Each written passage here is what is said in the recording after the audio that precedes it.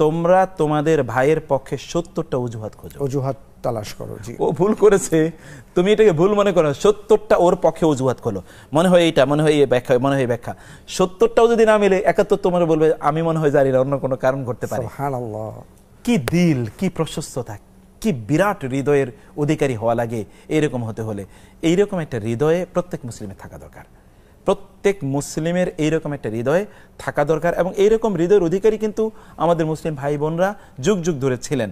Unfortunately এটা different একটা environment তৈরি হচ্ছে, যেখানে আমরা প্রত্যেকের বিরুদ্ধে লেগে আছি। কল্যাণকামিতা আমাদের একেবারেই নাই, বরং অন্যের জন্যে কল্যাণ কামনা করা, মানুষের ভালো, তার জন্য একটু ভালো করা। রাসূল সাল্লাল্লাহু আলাইহি ওয়াসাল্লাম বললেন তো, কোন একজন ব্যক্তি, আল মুসলিমু মান সালিমাল মুসলিমুনা মিন লিসানিহি ওয়া ইয়াদিহি ওয়াল মুমিনু মান আমানাহুন নাস, একজন প্রকৃত মুমিন সেই যার হাত এবং মুখ থেকে অন্যরা নিরাপদ।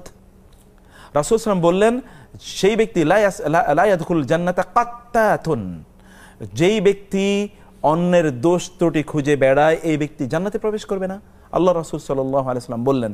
তো ফলশ্রুতিতে আমরা এই যে আপনি যে কথা বললেন, যে কারণ কোন একজন মুসলিমের হতে পারে যে তার একটা কোনো একটা ত্রুটি, এই ত্রুটিটা আমরা হয়তোবা আমরা বুঝতে পারছি না, হতে পারে যে উনি একটা উদ্দেশ্যে করেছেন, কিন্তু আমি এটা ভিন্ন একটা ব্যাখ্যা এখান থেকে গ্রহণ করেছি। হতে পারে তিনি এই জিনিসটি দেখেননি। আমি এর মধ্যে একটা গল্প বলি। দুই বন্ধু তারা যাচ্ছিল ইয়েতে করে, ট্রেনে করে। আরেকজন বৃদ্ধ তার ছেলেকে নিয়ে তিনি ট্রেনে দিতে যাচ্ছিলেন। তো ছেলেটি ওই বারবারই জানালা দিয়ে তাকিয়ে, জানালার পাশে বসছেন, পাশে আবার দুইটা ইয়াং ছেলে বসা। এই ছেলেটি বারবার বলছে, বাবা ওই দেখো একটা গাছ, বাবা ওই দেখো একটা পাখি, বাবা ওই দেখো একটা গরু, বাবা ওই দেখো একটা ছাগল, দেখে বারবার সে চিৎকার করছে। আর ওই ছেলেগুলো প্রচন্ড বিরক্ত হয়ে বলে, আপনার ছেলেকে পাগল, ওকে এখান থেকে সরান্ত, ওই গাছপালা পাখি এগুলি কি নতুন জিনিস নাকি? ও একটা দেখে চিৎকার করে বলছে, আমরা খুবই বিরক্ত। বল, বাবা তুমি জানো না তো, ও তো অন্ধ ছিল, ওর মাত্র আমরা অপারেশন করে নিয়ে এসে আজকেই ও প্রথম পৃথিবী দেখছে।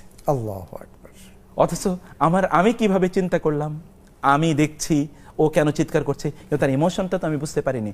সত্যিকার অর্থে একজন মানুষকে পজিটিভলি তাকে নেয়া, পজিটিভলি তাকে গ্রহণ করা, এই মানসিকতাটা একটা বড় মানসিকতা, বড় নেয়ামত।